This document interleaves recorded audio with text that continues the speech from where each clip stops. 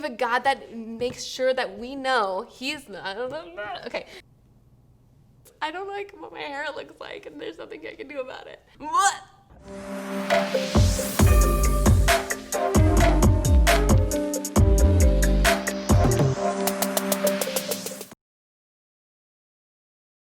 Sometimes I just need a good cry. It's in the middle of the night, I just have a lot of emotions and I don't know what to do with them, so I just look up the most sad, obnoxious Taylor Swift song I could think of, and I just sit in my bedroom and I blast it out loud, and I just need to cry about a broken relationship even though I don't have one. Sometimes I look up really sad cancer movies. Have you ever done that where you're like, Googled teen cancer movie, main character dies?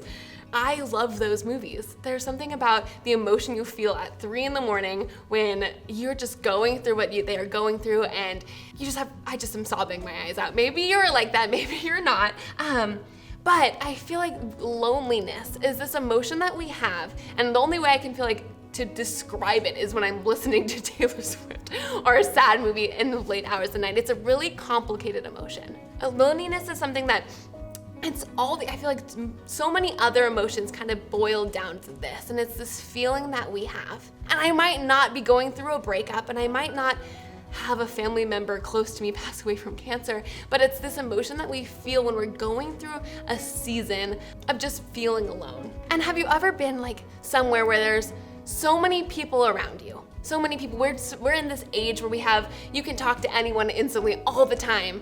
But even if we're at a party with all our friends around us, we can still feel like we're the only one there.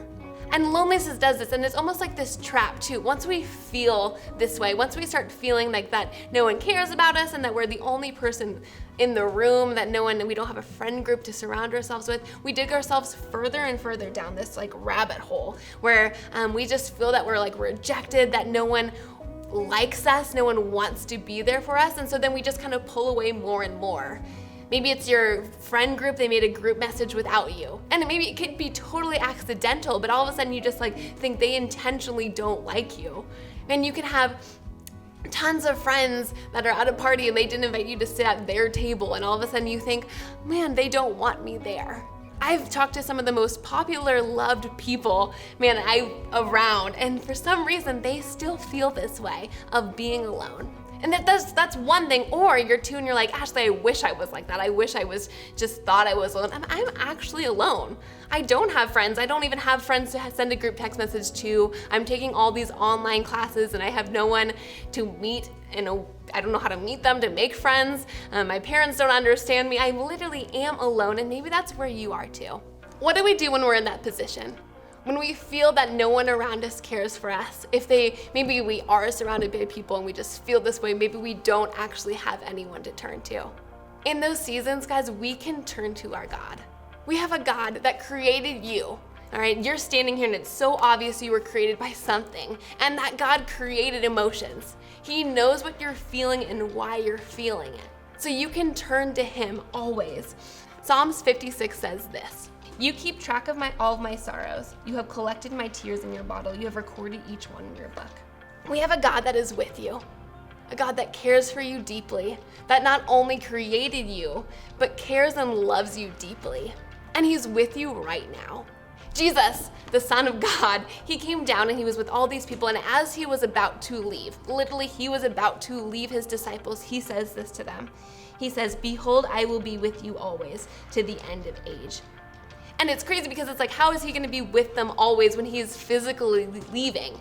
But that's who our God is. Even if you don't see Him right now laying in your bed or hanging out on your chair next to you or wherever you are, He literally is beside you, walking with you and understanding what you're going through. So if we have this God, how we can cast our anxieties, we can pray to Him and know that He cares deeply for us. Peter, an author in this book, the New Testament, he says this, he says, "Cast your anxieties on Him, for He cares for you." We have a God that we can tell how we're feeling.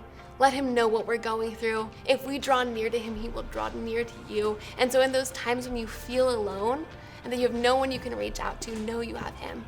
That's number one. Number two, this one is scarier. It takes a little more guts and it makes you feel uncomfortable, but talk to someone else about it.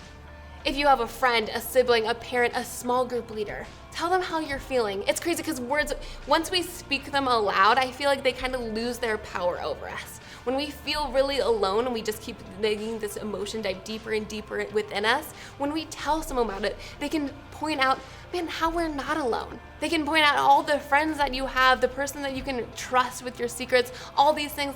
You need to have one of those people in your life that can point you to truth. Find out who that person can be. Once I tell my sister or my youth pastor or someone what I'm going through, I just feel so much better. And I want to encourage you to do that thing. Find a small group leader, talk to someone. Because loneliness, it's a very real emotion. If you're surrounded by people or you're actually by yourself, it's validated and you're allowed to feel it, but let's figure out how to handle through this emotion. And that's by talking to someone and understanding who we are in relationship to God who loves us.